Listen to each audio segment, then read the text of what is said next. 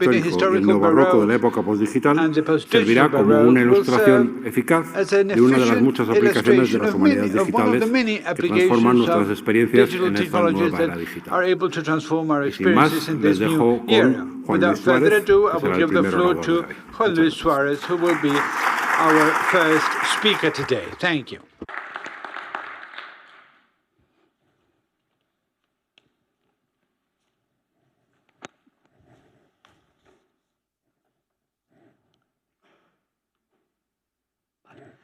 Bueno, buenas tardes. Well, good afternoon. And thank you very much for coming here to the Foundation Ramón Areces this afternoon to accompany me in the actual presentation of this idea, an idea which has been in my head for a long time, and of course has to do with my activity in the university. Thanks to the foundation for taking on board this initiative, how courageous you were and the risks you have taken. I hope it'll be worthwhile. Well, I'm going to organize my presentation in the following way, answering a question that has asked of me many, many times, and the Director General, Mr. Raimundo Pérez Hernández, has asked me this question: what is digital humanism? And as I said, the second question usually is, and how do you do that? And what's its goal at the end of the day?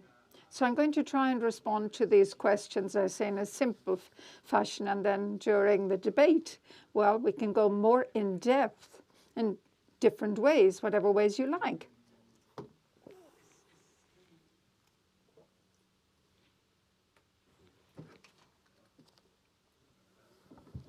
Okay, just want to go back now. The idea is to answer this question with 10 others, if you like, as a puzzle, in other words, a puzzle of so many things that are taking place at the moment that one has in their head that you've learned at school, at university, or at your workplace.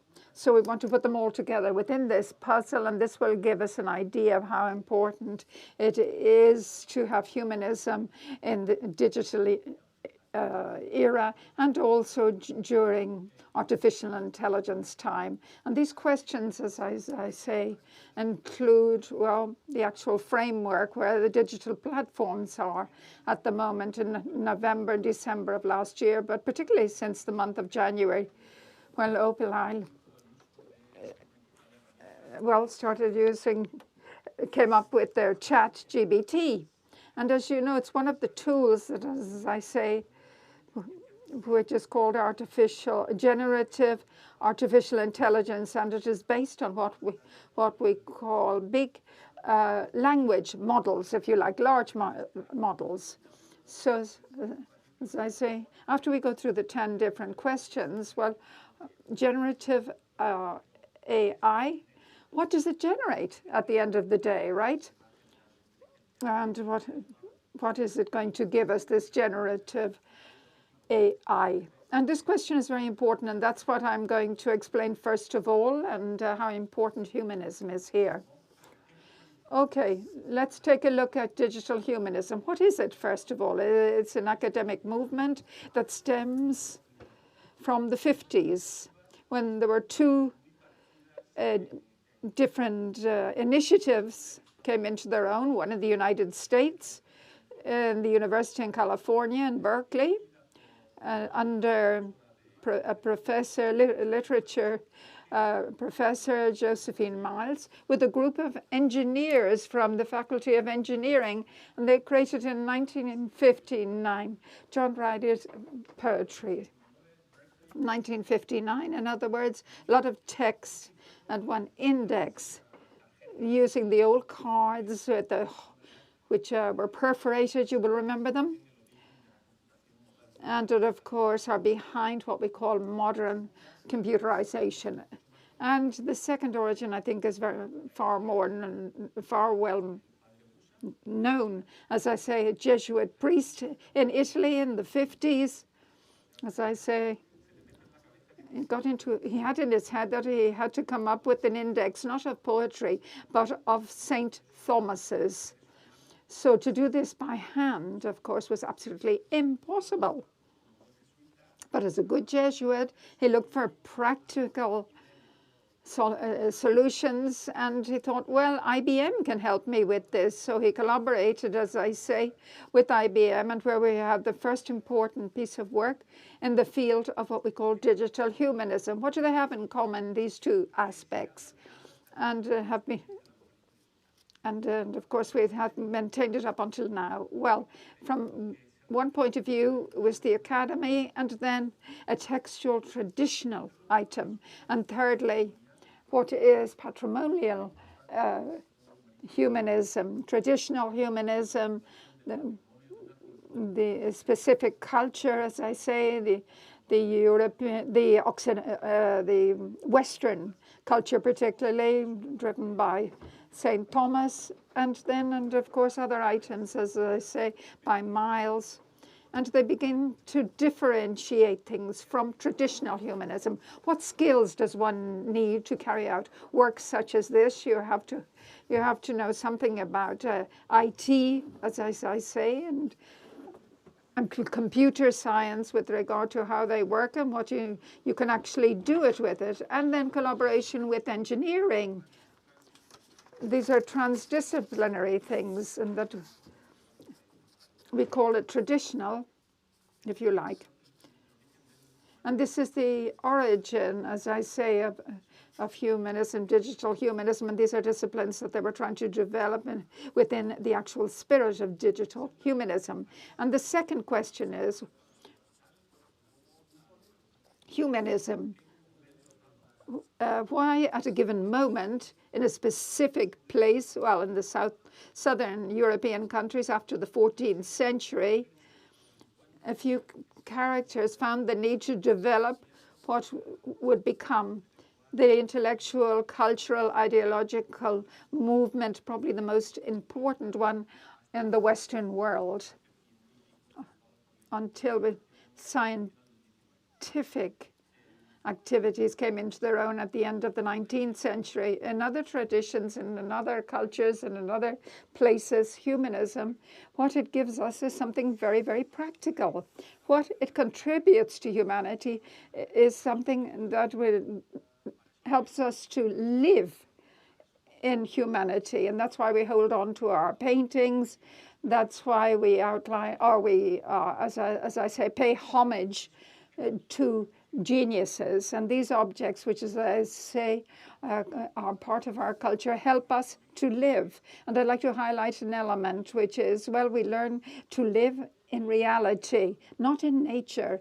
Humanism, as I say, arises as a movement to separate ourselves from nature and live in a world which has been created by human beings. And this is fundamental to answer our question: what is it that generative AI generates for us? And what we've learned about humanism, as I say, which has been disseminated at school and in the different institutions, the different libraries, what we consider culture itself as the method of humanism to teach us how to live within reality. There's something I'd like to mention, which was a Petrarca letter that was sent to his friends and seen by family. And he tells of an experience where he had 1,336. And I think he was a bit, he was a bit bored then, and he had some mental problems. So he decided he wanted to spend some time in nature. This was in 1336, and he was going to go up a mountain in the Alps, as I say, one of the most important mountains that are used in the Tour de France. So when he tells about his experience with nature, and some critics talk about him as one of the first environmentalists of our era. And what he tells us is a very interesting process. And any one of you here can see it when you're thinking about relating yourselves to culture. And there was a sort of an epiphany, right, an enlightenment that he had.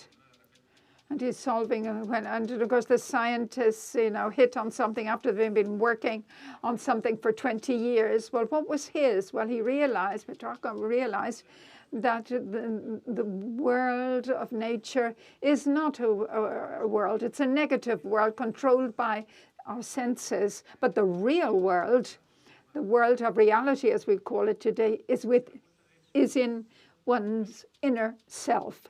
And how does he realize this? Well, as I say, he did this for quite a while. When he got up to the top of the mountain, well, he saw a book there, which was that of Saint Augustine.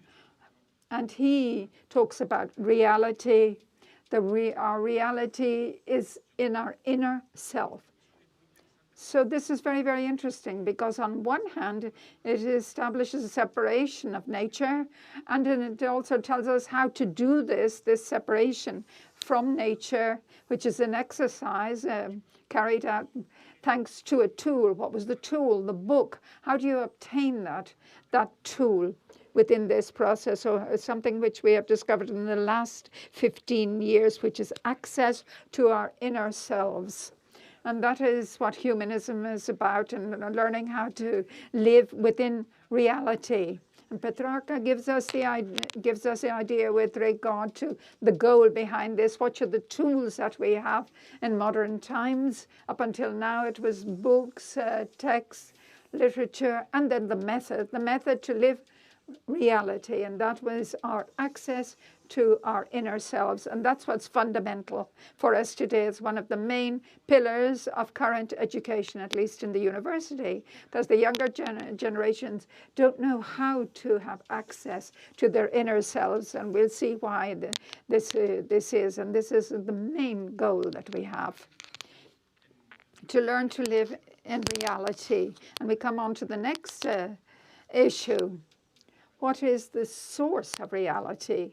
The source of reality is not the external world. It's what the scientists say that they study. No, it is our inner selves, which is within us.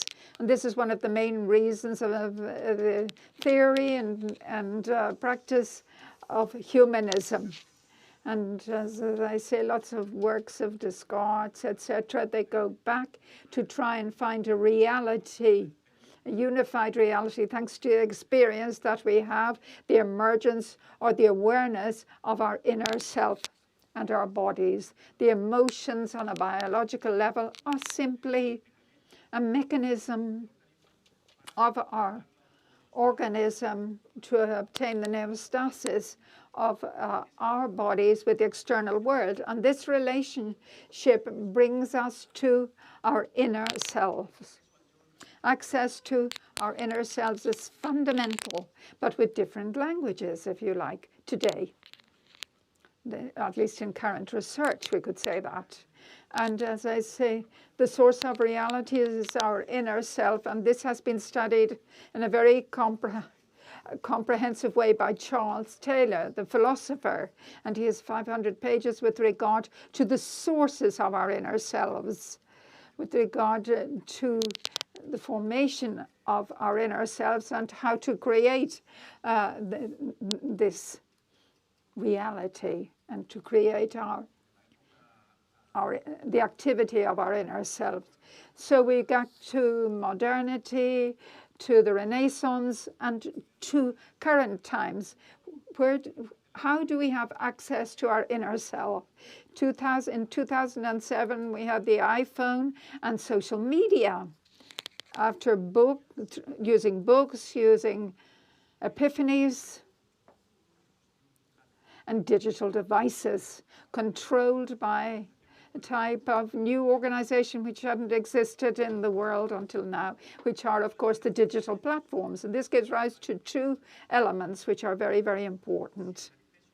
Access to our inner selves, as I said, is fundamental, and which is the basis of humanism and our cultural issues, how to live in reality. The first conclusion is that we can't practice humanism because we don't have access to our inner self.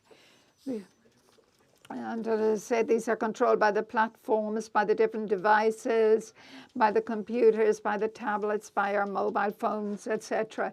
But there's something else which is very, very important and which is going to be fundamental to answer our first question. We can create a reality controlling our inner selves through these different devices. Access to our inner selves, which is the control of this, of course, in the hands of the platforms. The reality is created through culture. But that doesn't mean that it's not objective. But those who have access to the inner selves of a global population of a terrific size, as we know, which we see in current digitization, has the capacity, as I say, to create a reality. That's what we can call it at this point, in this point of time. So what is the digital condition within this context where human beings don't have direct access to their inner selves?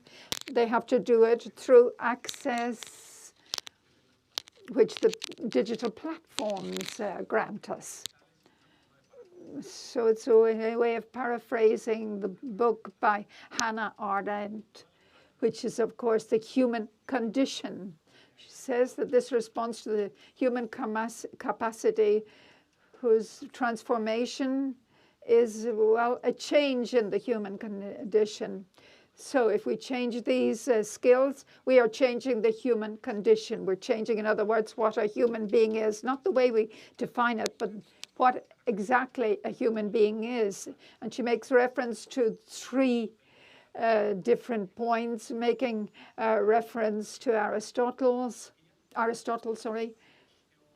production, reproduction, sexual relations, etc., the evolution of the world, part of that nature, the world of what's mundane, what we need to exist and survive in the labor market in the post-industrial world where we live in. And what's most important here is public life and politics. And when we go through these 3 points, we see in the field of digitization induced by the digital platforms, which, you know, it's not the only digitality, as I say, that's possible. So one realizes that life, reproduction, emotional, sexual actions, jobs, politics, all is done in a digital fashion, almost exclusively. And at some given moment, we lose sight of the fact that we are biological beings. And this way of doing things digitally, well, has a very specific organization. The human condition is a digital condition today. And when we take a look at the different contexts, we say the digital world, as I say, which is activated amongst the younger generations. This digital condition, as I say, it's something that's there when they come into the world, these new generations, right? That's the digital condition. So what are the main characteristics related to the digital condition, as I say, and where the new generations are born into the Z generation, the millenniums, etc., and what Prince called the polarized generation, the youngest generation that's growing in this world with the digital platforms. This digital condition we see in a digital era with very specific characteristics. There's a very strong ideology there. In my book, as I say, which is called The Digital Condition, I called it digitality. And why did I call it digitality? To differentiate it from digitization. As I say, digitization or digitalization is an engineering process of going through all the emotional, physical activities related to human life to a digital world. And that's what we've been doing now for the last 20, 25 years, but has been accelerated in the last few years, as I say, and with the possibilities of AI. artificial intelligence. And so as I say, what has been disseminated has been thanks to the capitalistic enterprises worldwide. These are one of the big contradictions that we live through in the modern era. And it's not something that is questioned. If I ask you, 99% of you have 1 or 2 digital devices next to your bodies. And it's almost impossible to convince you to leave them to one side. It's like we lose our soul. And I suffer this as well, I have to say. The most recent characteristic of digitality is Sam Altman's visit to Madrid 2 weeks ago. With all the controversy about artificial intelligence and what can happen, he was treated as a king that came to his colony, and he's allowed to come in, and he's allowed to talk in a university, which is my university, I have to say, without anybody being able to ask him a question. Nobody can ask him a question. This was an engineer. I think he has a degree. And he came to sell his tool. But nobody questioned why this was happening. Why? Because we're in a world where we don't question anything in this sense. And that's the best sign, if you like, that there is an ideology there, and one is taken over by this ideology when you don't ask question. So this digital reality that's being built in a very advanced and very accelerated fashion, it's done as a form of idealism, right? Quoting another philosopher with regard to digital idealism. Everything that's digital is real. And what is real is digital. So you have children or grandchildren. Well, that's the way they say things. They have problems with realities, which we call physics. They don't know how to solve this. They just don't know how to solve it. And the third element has to do with strategy. And it's just as important because we never pay attention to it. It has to do with fiction. Or I'm just going to invent a word. It's the descriptionalization of the world. It's when we hit ourselves here. For example, we put our clothes on and it's next to our skin or not. It's a kind of a physical reaction with our body. And this has to do with our physical reality, the physical structure of the universe. All of digital reality is based on the complete elimination of friction. That's one of the main ideas, as I say, coming from 2 different areas. One comes from The Art of War, from Clausewitz's piece of work. After fighting in many armies in different contexts, he realizes, and which we've heard over and over again, talk about strategic war. We've heard about this, right? It's where that's kind of the fog of the war. Foggy circumstances. Circumstances don't allow to see how we can do things. It's very easy to organize an army to invade a country, and it's all perfect on paper. But 10 minutes after the beginning of the expedition, some problems arise. Those of you who have managed things, managed a family, you know that problems arise, and 3 or 4 soldiers have like behind, or it starts to rain or something. So as I say, this means that, of course, things will not go according to plan. And the general that's able to control this friction and reduce it, which happens in the world of management, as we see in the business schools, are the ones that are going to win the battle. The best general, in other words. But the founders of Google, for example, are studying in Stanford discipline, which is becoming very, very important, which is that of the relationships, the interfaces between the computers and human beings. But if this is something that is taught in design and in computer studies, that the human being is interacting with a screen to create virtual reality, etc. All of this is related to it. So from a physical point of view, you realize that you are relating to a device. And these are the basic principles of this and the design, the interactive design, as I say. And now this is all in the world of digitality. So you put them or you take them away, and they not only allow you to win the battle, but they allow you to set up a full a system, an ecosystem. And the ones that come into this system cannot leave without your permission. So it's far greater than a logistic control. The big discovery that they make, and this has to do with the digital platforms and digitality, it has to do with the creation of ecosystems by controlling friction. And lastly, the fourth characteristic, this digital era is controlled by digital platforms. And I'm going to talk about digital platforms because digital platforms is a new form of organization. A digital platform is not the same as a corporation, okay? So what is a digital platform then? I don't know if you've had the opportunity to see the advertising videos with regard to the new virtual reality goggles or glasses that were the Apple Vision Pro. They cost €4,000, by the way, and they produce another experience for us.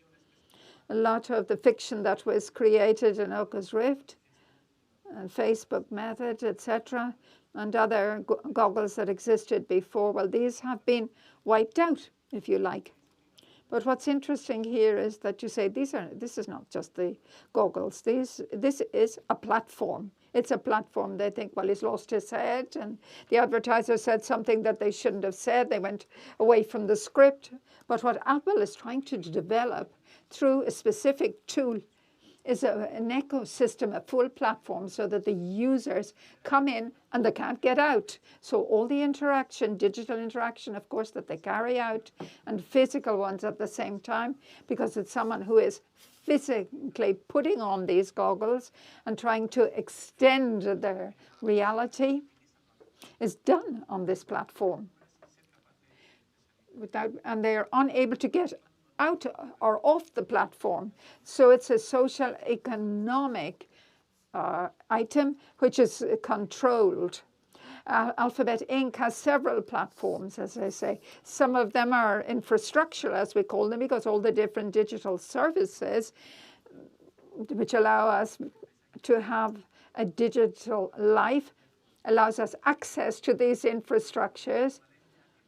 So just like water or electricity or the roads are the infrastructure which are usually controlled by the government of our physical life.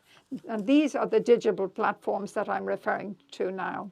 The others are not infrastructure. They're what we call sectorial, like Spotify. Spotify is just a platform that uses the other platforms that have data processing, for example, of Amazon Web Services, to be exact. Amazon Web Services is an infrastructure platform. Google is an infrastructure platform. You do searches, particularly in the field of advertising. Facebook is a platform, of course, of social relations. And Instagram likewise. And then when you have one that triumphs, well, the others disappear. When it comes to the actual top of a system, all the others just disappear because you're only interested in that ecosystem and you become linked to it. And multinational companies worldwide are doing that. To live in the digital capitalistic world, they have to follow the rules of the digital platform. And as I said, they create their own legislation. They don't adjust to the legislation particularly in China, they create their own legislation, as I say. They regulate their world, and they don't follow the rule of law, of course. This is done with contracts, and the platforms have been approved, as I say, with any lawsuit that they've had. They have been able to win out, as I say. It's a social and political thing, which is very interesting because they create their own legislation. They generate ecosystems. Their business model is based on the use of our data, of the user's data, because they sell data. That's what they do mainly. And all the other things they do, as I say, is to obtain these data and then be able to use them. And something fundamental which has to be taken into consideration for any economic or social criticism of where we are, these digital platforms don't create new markets. They colonize existing markets. They have never created a market up until now. They've created new marketing, new ways of doing marketing, etc. But Apple Vision Pro, for example, the platform is cannibalizing markets that have already existed. The Google search engine, which of course search engine is one of the biggest in the world, the most powerful one. Facebook does the same. The relationship that we make with Facebook is a way of obtaining data to manage the advertising world. They never create a market. And this is related to the fact that up until now, digital innovation up until now has not had any advances in the economic systems of the countries where they have been developed or where they are being used. What the most advanced economist in the world asked about this theory says that any technological advance should have its effect on the productivity in the market, and this has not taken place up until now. Another issue of the digital platforms is how can they do all of this? And this has to do with two mechanisms. The digital platforms control access, control the level of legality. Try to go in to a digital platform without registering, offering all your information. If you try to do it without giving all this, you can't get in. And what do we mean about legality? Well, I'm in a platform and I meet somebody that I don't know. Their habits, the way that we see each other, the way we dress, the way we talk. Well, this is...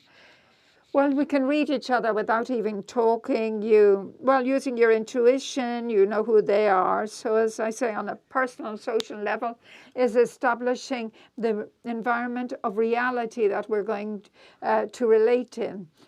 The legibility, the legality or legality of these platforms, right, is within the platforms. If I relate to this person, for example, that relationship between the two of us, I'm going to know who he is, what he is. We're going to be able to see each other's profiles. We're going to be able to write to each other, etc. And that's what the platform is promoting. They do something which never had been done up until now, which is access, which happens in private clubs, and also legality. This has never happened, as I say, in other type of human organization.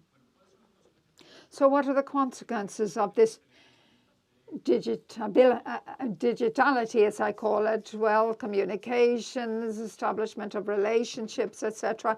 And in many cases, like during the pandemic, they saved us from isolation, at least partially. It allowed us to advance in the field of communication when physically we were separated. So many things, as I say. And I have to highlight how important they are and the well that they function. ChatGPT has problems, as I say.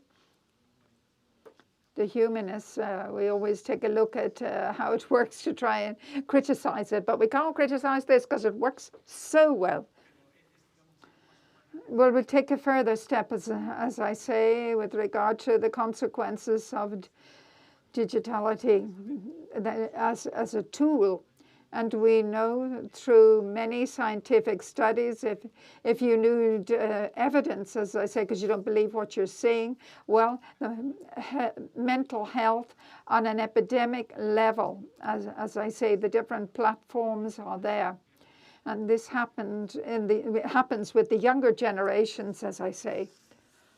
We see it on the suicides, different types of attacks or abuses hits the headlines every few days. And we, as I say, not only the tools on social network, but this type of mediation, the younger people, as I say, then because of all of this, don't have access to their inner self. And as I say, the digital condition is based on the fact that all human relations in all the different areas are through the platforms. I'll just give you an example, and it was an experiment that we can all run. We sit down in a restaurant with our families, with our friends, with our partners. The first thing that we do, right, is put our telephone on the table beside us.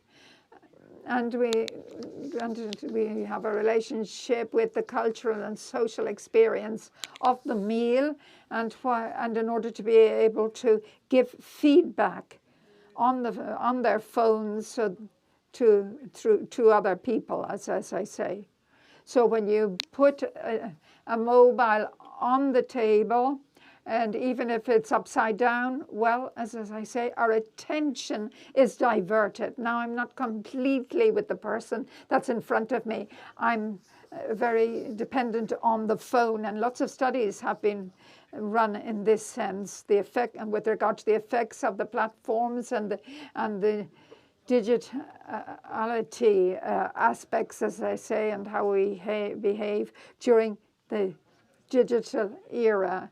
And the next characteristics of digitization of the digital platform, it is designed polarization.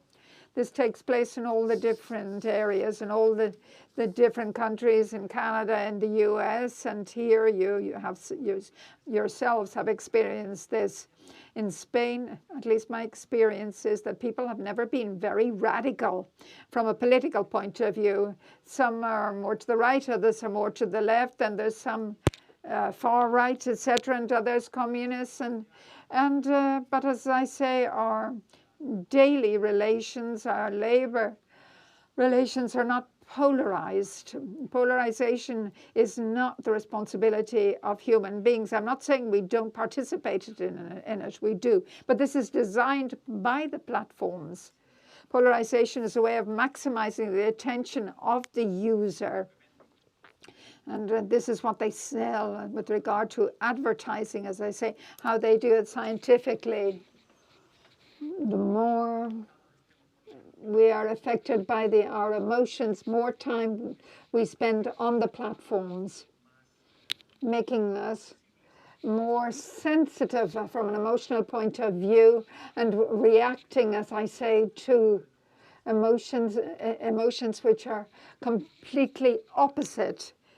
And this is affecting things in a radical fashion, and affects the sustainability of the institutions. It's not designed to break down democracy, but it is one of its outcomes. It wasn't designed to do that, but we know in Facebook we've seen people saying what they are doing. Analytical scandal in Cambridge, of course, if that wasn't just sufficient to tell us this. The fundamental consequence for the younger generations is they don't know how to have access to their inner self. And that's why we see all the crises that they go through. Those of us who have lived in an analogical world, well, we've been trained through humanities, which permeated all our lives, even if we didn't study humanities, but in our families, in the school, well, has given us these tools, as I say, to be able to stop and have access to our inner self in order to participate in reality. And that doesn't happen with the new generations today. In the light of this panorama, what can we do? Well, the response is we can't do anything, because the platforms are so strong and so important, and they cover all parts of our human lives. There's very little we can do. But what I propose here is that we do digital humanism. And what's that? Well, it's a claim to reality by the human being. And we grab onto it. To paraphrase the sentence of Ortega y Gasset, the things, bring them to reality. Reality. When we lose sight of this access to our inner self, which creates our reality, and the claim that we want to live in reality through our culture. Culture of the is the tool that we have to reality. Well, then we won't have control in a situation such as that. A world without frictions provokes fundamentally two things. You lose your will and you lose your freedom. So the younger people, when they go through a crisis, they're not able to solve the crisis because they have lived in a context stuck to digital tools where they never suffer friction. But then when they have a problem in love, for example, with the relationships with their family, with their parents, when they come to the university, they come up against problems and they don't know how to solve this. And we have the evidence, of course, in the casino in Las Vegas, where the slot machines and all the interfaces of the users are set up in such a way, well, that they're copied from mobile telephones design. And this, of course, limits what a human being can do. This digital humanism claims the reality where we want to live. It gives us a cultural educational system. So to be taught to compose books, according to what Catherine Bateson said, is the fundamental idea. We have to relearn things with all the different digital fragments and analogical items that we live in. And that composition is an art. It has to do with our inner self, something that we have to practice. We have to learn how to live. Digital humanism, and I'm coming to the end, is it something ethical that establishes limits to interaction with the digital platforms? It's social humanism? It doubts or questions any interaction that affects trust in the social system. Trust, which in our case is based on the institutions, which of course is complex in any society. If we don't have this confidence, this trust, without this, society doesn't exist. And any element that tries to dilute this level of trust is something which we have to correct and leave out. We've seen this in humanism during the Renaissance. We have the obligation to regulate these digital platforms. The second obligation is to educate the younger generations in the real world.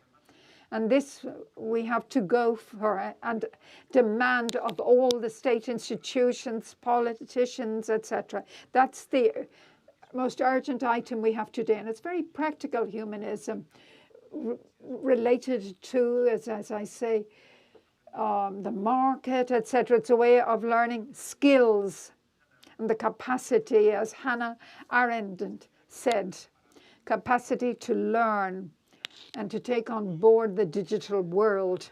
And lastly, it's a creative humanism. This is very important because creativity is behind our inner self. It's what we are building throughout our lives. And this is based on the possibility of having access to our inner self using culture.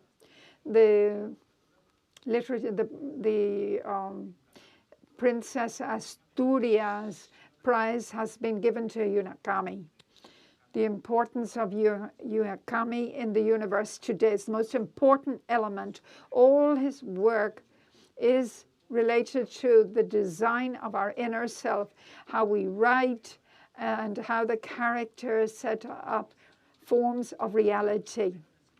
It's a way of teaching us to have access to our inner selves. And once we have got there, is to explore it and to get all the life, all the energy that's in there. And that's the way we create the human circle, human reality. And that's what digital humanism is about. And I finish with the initial question: what is it that generates artificial intelligence? Generative artificial intelligence.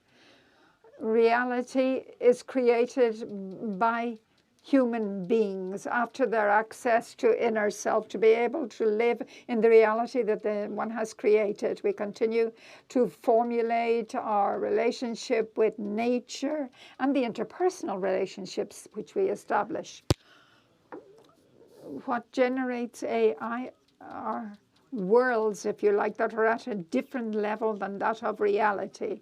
They are worlds where the human being cannot choose. He just belongs to it. And his behavior, or their behavior, is generated by the rules of the founders, which comes from generative artificial intelligence. The ChatGPT and other tools that have been created. And these worlds are going to solve the most important element of human beings, which of course is reality. It's not the concept of reality. We're not going to create alternative reality. We're not going to exchange one reality for another. Reality is going to disappear, although this may sound strange to you. And human beings are going to have to live in the world generated by AI. That's the biggest dilemma that we are going to have to face and are facing since January 2023. And in a very innovative fashion, it is challenging the humanism, digital humanism, which we are profiling here.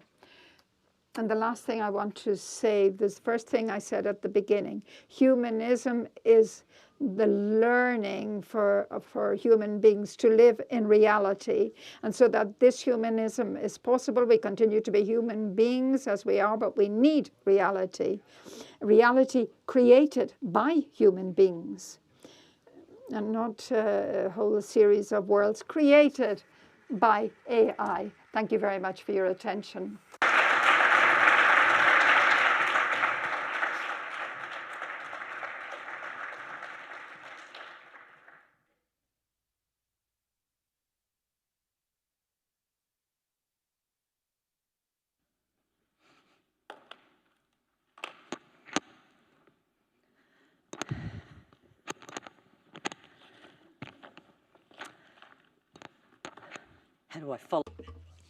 Bueno, pues me gustaría empezar agradeciendo a la Fundación Ramón Areces que junto con Juan Luis han organizado este evento tan interesante. Muchas gracias por la amable invitación para participar y por vuestra generosidad. Ha sido verdaderamente abrumadora y ha sido también interesantísimo conocer a tantos estudiosos y ha sido fantástico escuchar vuestras ideas y vuestro enfoque al tema del humanismo digital. Bueno, como veis en el título, he ajustado un poquito el título, o sea que voy a incorporar otra faceta a la charla de hoy. Espero que les resulte interesante. Voy a hablar de un aspecto de mis estudios actuales que se pueden caracterizar como las humanidades digitales. Pues las transformaciones estéticas a las que se enfrenta la industria creativa están informadas por cambios tecnológicos y sociológicos y socioeconómicos muy complejos, especialmente en el contexto de la globalización y la integración de los medios digitales en tantos aspectos de nuestra vida. Estos cambios realmente lo que hacen es revelar una poética de la condición contemporánea en la cual lo digital y lo no digital están entrelazados cada vez más. Y esto es muy importante en cuanto a lo que quiero explicar. Simpson Jordan explica que la gran conectividad y los grandes procesos informáticos y la innovación han experimentado una enorme evolución que se podría incluso denominar una revolución. Los Big Data, el Internet de las Cosas, la realidad virtual, la inteligencia artificial, son solo algunos de los desarrollos que marcan este cambio. Y como explica Jordan, mientras que las definiciones del término postdigital varían, pues lo que quieren decir es que hemos entrado en una relación totalmente distinta con la tecnología, en la cual pues se pueden ver distintos tipos de encarnación tecnológica.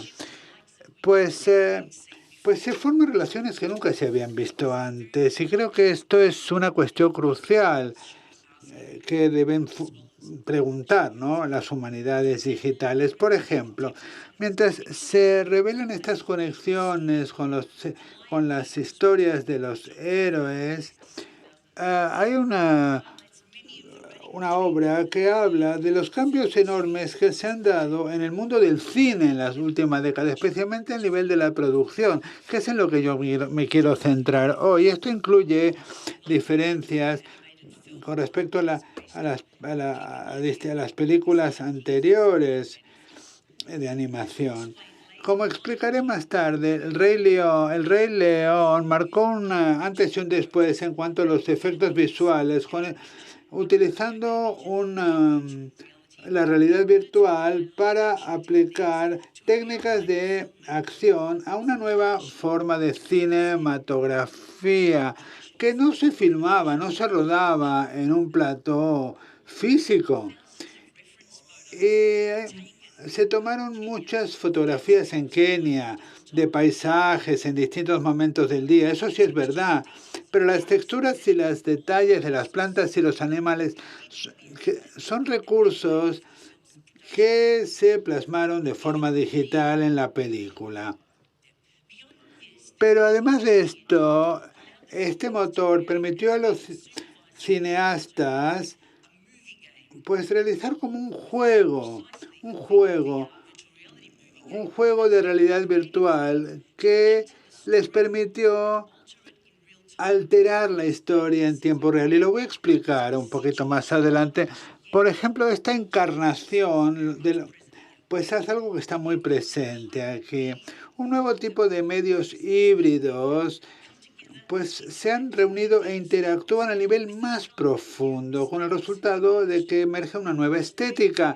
Esta nueva modalidad creativa ya no establece una posición entre lo digital y lo no digital.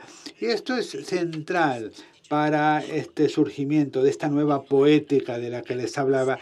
En mi último libro y en otros artículos, yo lo que digo es que el cine actual y otros medios de entretenimiento, pues ahora lo que tienen es una poética neobarroca. Y yo considero que el barroco no solamente es un fenómeno del siglo XVII, que es la era que se asocia con el barroco, sino también un estado transhistórico, una perspectiva transhistórica.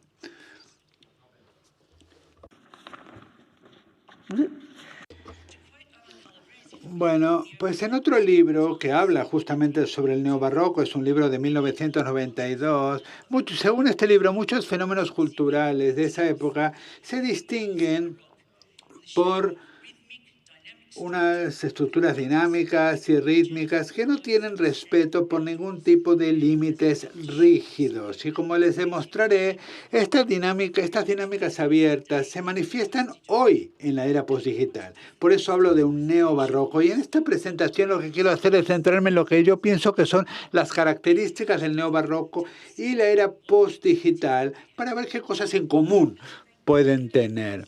El concepto wagneriano de la obra de arte completa, lo he pronunciado en alemán, se aplica frecuentemente a lo postdigital debido a su tendencia a fusionar distintos medios.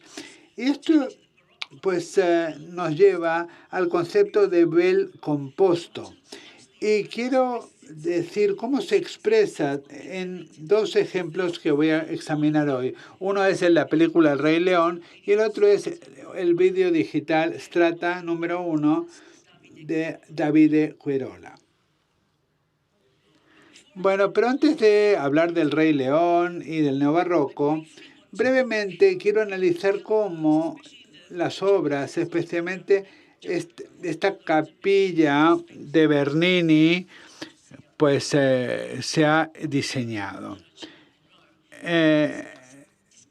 Pues esto, pues lo que hay en esta capilla se ha llamado una unidad de las artes, o un bel composto, dicho en italiano.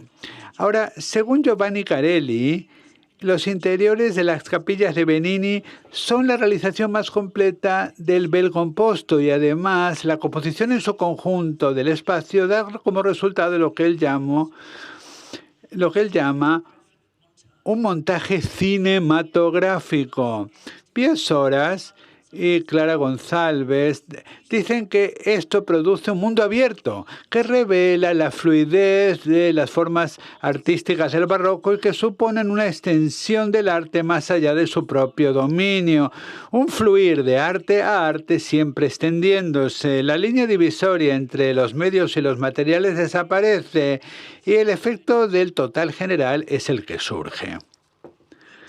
El éxtasis de Santa Teresa se fusiona una serie de medios, pintura, escultura y arquitectura en una composición unívoca, detalle arquitectónico, estuco, todos fluyen el uno en el otro, dando lugar a una arquitectura de visión que subraya la naturaleza policéntrica de la composición. Hay una hibridez que se activa por la visión del propio espectador y por el movimiento, que también puede ser una característica de lo postdigital. En Santa Teresa, lo que vemos es un ángel esculpido que desciende al mundo y que pues viene del cielo.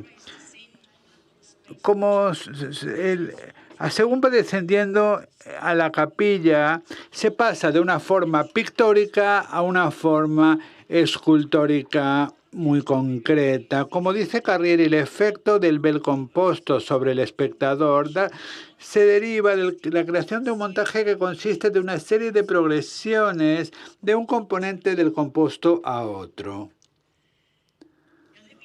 Permítanme que ahora dé un salto de 5 siglos y pasemos al Rey León. Entonces, pues el Rey León también encierra múltiples medios, como en la capilla, en formas que nunca se habían visto antes tampoco, pero a pesar de ser generado en el siglo XXI, nos hacen recordar los procesos y las propiedades formales expresadas por Bernini y otros artistas durante el periodo barroco.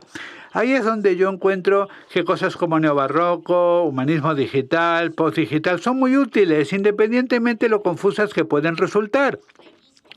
Las etiquetas pueden ser herramientas valiosas para ayudarnos a articular, comprender y encontrar patrones en cambios que se producen de forma formal, cultural o tecnológica en el siglo XXI. Aunque son distintos de los métodos del barroco histórico, hay muchas cosas en común en el Rey León que no solamente expresan el mundo digital, sino que también se inspiran y beben en el barroco clásico. En primer lugar, la fotografía, la fotogrametría, el vídeo digital, los videojuegos, lo bidimensional, la animación tridimensional, los algoritmos, se fusionan vivamente los unos con los otros. Y luego están los actores que dan voz a los personajes y se transforman en personajes generados por ordenador, como Simba, etc. Pero si añadimos a esto la realidad virtual creada para la producción de la película, entonces esto lleva al bel composto a un nivel totalmente diferente. La relación entre los mundos de la realidad y la ilusión se convierte en una parte importantísima del montaje y el movimiento entre los distintos medios para crear una realidad cinematográfica. Y este interjuego entre la realidad y la ilusión es una característica importantísima del barroco y el neobarroco, pero también está presente en el mundo postdigital. Pero también en este juego está el juego entre lo humano y lo tecnológico. Desaparecen las fronteras y lo que vemos es una danza entre distintas formas, lo orgánico y lo inorgánico. Y las nuevas formas surgen en este proceso, especialmente en los modos de producción que vemos. El Rey León representa la producción de mayor envergadura realizada utilizando realidad virtual como una herramienta para navegar un entorno inmersivo. El director y sus colaboradores, que parecen ahí que están jugando a videojuegos, pero no lo están, han establecido distintas técnicas y movimientos de cámara, observando la animación de los personajes que ya están actuando en el entorno virtual. Estaban dentro del mundo de los personajes animados, tomando las decisiones de forma simultánea. Voy a reproducir un breve vídeo que muestra cómo han trabajado. Si pueden subir el volumen, por favor.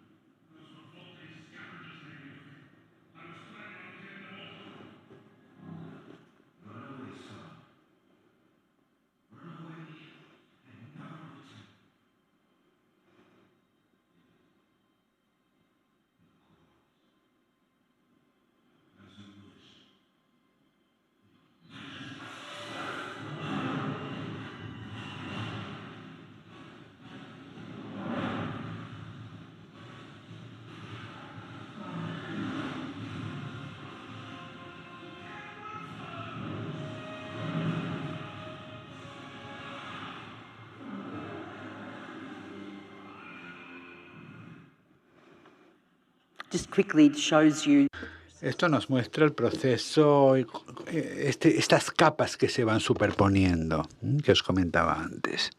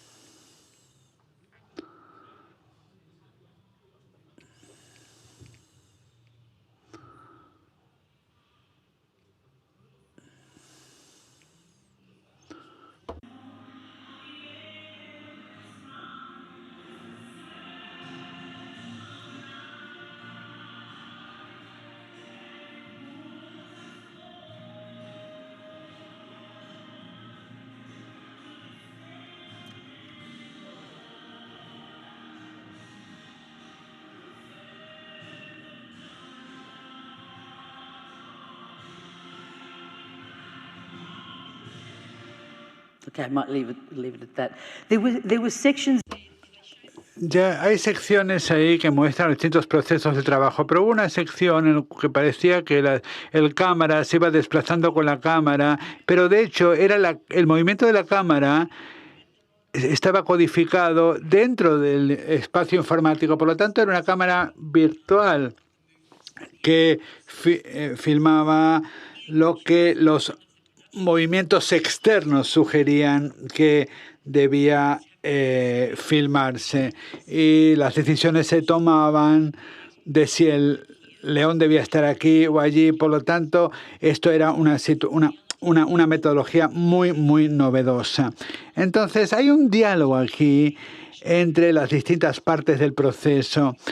Y como pasa con Bernini, los materiales diversos, lo real y lo virtual, se fusionan, pero pues también trascienden sus propios límites. Si volvemos ahora a la relación entre el barroco y lo postdigital, creo que lo postdigital en la práctica artística crea su propia versión del bel composto que vemos aquí, en el que los humanos, como aquellos que participaron en la producción del Rey León, se convierten en parte de una realidad multimedia totalmente fluida. En el futuro del arte en la era postdigital, Mel Axenberg define el arte postdigital como una obra de arte que aborda la humanización de las tecnologías digitales con el juego entre lo digital, lo biológico, lo cultural y lo espiritual, entre el ciberespacio y el espacio real, entre los medios encarnados y la realidad mixta. Y en el contexto del cine contemporáneo, el Rey León representa un cambio, pero es en el proceso de producción que la intensidad de esta hibridización y de estas nuevas formas de encarnación resultan más evidentes, como la representación de Bernini de Santa Teresa. La película oculta sus métodos de creación, ofreciendo al espectador una inmersión total en este mundo. El siguiente ejemplo, mi último ejemplo que quiero compartir con todos ustedes, toma un enfoque distinto en cuanto a su compromiso con el bel composto y lo postdigital. En lugar de combinar los medios antiguos y los nuevos para recrear una representación que nos atraiga hacia un mundo nuevo, en este tipo de trabajo lo humano y la máquina se unen para desconstruir el proceso, dando lugar a una nueva creación. Al mismo tiempo, el espectador se le invita a ser parte del composto, formulando preguntas sobre el proceso de diseño y la relación entre el pasado y el presente, lo viejo y lo nuevo. Y esto no se presenta como cosas separadas, sino como relaciones que están en diálogo las unas con las otras. El trabajo es un vídeo digital que se llama Strata número 1, producido en 2008, y es parte de una serie creada por Davide Quaiola, que es parte de una serie que apareció en una serie de contextos, especialmente en un casino de Las Vegas, que es donde yo la vi, junto a las mesas de juego, lo cual me pareció alucinante. Para crear este vídeo, Quaiola realizó fotografías de los frescos de Batista en una iglesia de Roma que vemos aquí. Bueno, como os imaginaréis, era un sitio enorme. Las imágenes de alta definición se colocarían para que estuvieran en diálogo con el ordenador, y con un software hecho a medida y con algoritmos desarrollados a medida, las fotografías del fresco se recalibraban para convertirse en entidades que se movían, entidades digitales en movimiento, para transformar la estructura subyacente de la pintura. El fresco del barroco se analiza por el algoritmo y de esta forma gana una nueva autenticidad, y de esta forma el espectador lo puede descubrir. Y os voy a mostrar un vídeo para que veáis exactamente de qué estoy hablando.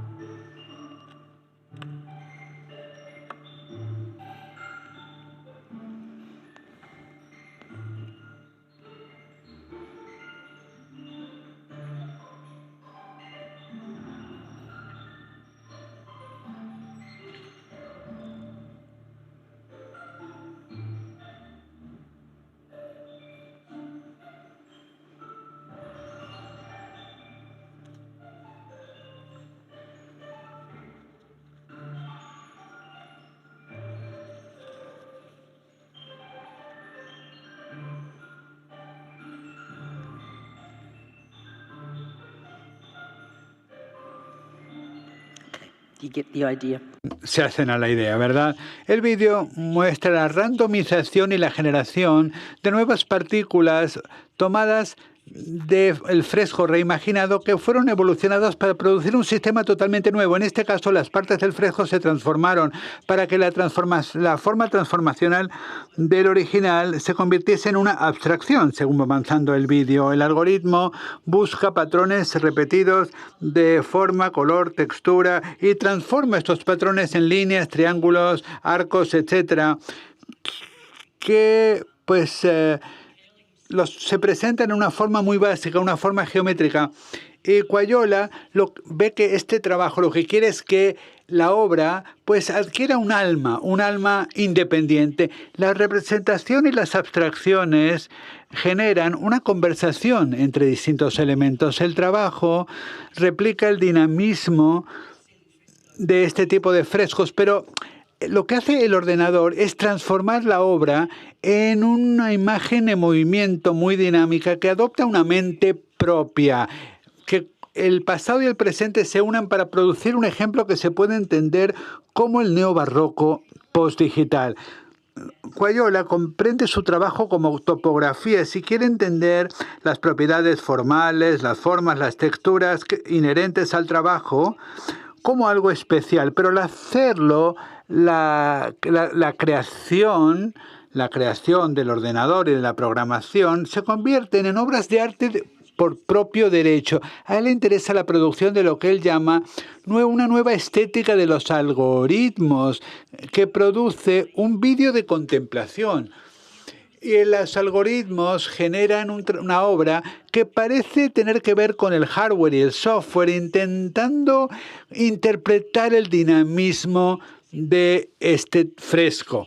Pero según va avanzando el vídeo, la obra empieza a descomponer esta composición en sus elementos primarios. En una entrevista, Quayola lo que dijo fue que su objetivo era dejar que la máquina se hiciera cargo y que la máquina asumiera el papel de artista. El objetivo es explorar lo que para él son distintas maneras de decir. Quiere explorar lo que impulsa el descubrimiento de una nueva estética y nuevos lenguajes visuales, y le interesa mucho colaborar con las máquinas para explicar cómo pueden y cómo ven y cómo pueden ver los humanos a través de las máquinas.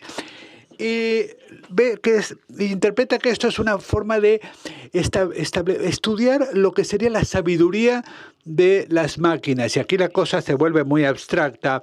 La poética de Estrata número 1 no separa lo digital de lo no digital, lo humano de lo informático. La obra tiene una naturaleza híbrida en la cual se entrelaza lo digital y lo no digital. Por eso esa instalación de vídeo es tan potente, porque hay una comunicación entre el autor y el ordenador que luego da lugar al proceso de creación y desencadena un diálogo entre lo digital, es decir, los algoritmos, y lo no digital, es decir, el fresco original pintado. Y aunque no hay una definición acordada del término postdigital, yo creo que en el fondo nos da la idea de que hemos entrado en una nueva relación con la tecnología, que es lo que comentaba Juan Luis en su ponencia. Y esto resulta muy evidente cuando consideramos las producciones del Rey León y de Estrato número 1. Gabriela Yenaki y Nick Hay dicen que estas nuevas tecnologías son muy performativas y hay como una competición entre lo virtual y lo real. Y aquí encontramos esta unidad de las artes. El estrato número 1 se centra en esta pintura. La pintura está presente a través de su ausencia, a través de nuestro recuerdo de su intensidad y la respuesta visual que evoca en las personas que la experimentan y en los espacios que se van creando. Pues, aunque la pintura está ausente, una vez que los algoritmos empiezan a trabajar, se hace presente, cobra presencia, y también se presenta una dicotomía entre la presencia y la ausencia, y se crea una abstracción también de los cuerpos, como sucedía en El Rey León. En el mundo digital, del mundo animado, esta interrelación, estos fantasmas que no tienen presencia como seres reales en el mundo real, pues cobran presencia en la película y en la obra. El proceso se utiliza en ambos ejemplos para resaltar que estos espacios se basan en un bel composto neobarroco que de alguna forma elimina las fronteras entre lo real y lo virtual. Esta comparación entre estos sistemas, lo barroco, lo neobarroco, me parece fascinante. Yo creo que lo digital en este momento nos obliga a repensar los modelos de humanismo tradicional, dando lugar a nuevos modelos de encarnación. Al reescribir esta charla, encontré muchos paralelismos sobre por qué las humanidades digitales son tan importantes para proporcionar las herramientas que nos permitan examinar y comprender las formas en que la humanidad y los objetos culturales transforman nuestras vidas. Y creo que es esta transformación pues la que es tan fascinante explorar. Y como José Luis, yo también creo que, pues, aunque hay una parte oscura, creo que lo que llena todos estos espacios es un gran foco de luz. Gracias.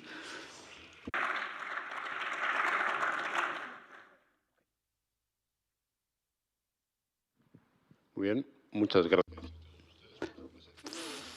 Thank you very much, everybody. Thank you to our speakers who these days we're having a workshop on this topic.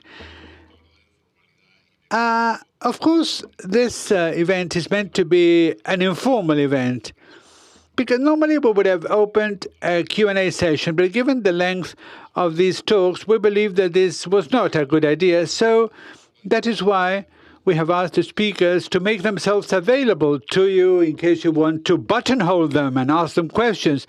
The only thing I would like to ask you to do is to do this in the garden. First of all, because it's a lot more pleasant, and also because we need to close this room, and this is not easy, and our staff has to go home. So I would like to invite you to join us in the garden, and our speakers will be delighted to talk to you. Thank you.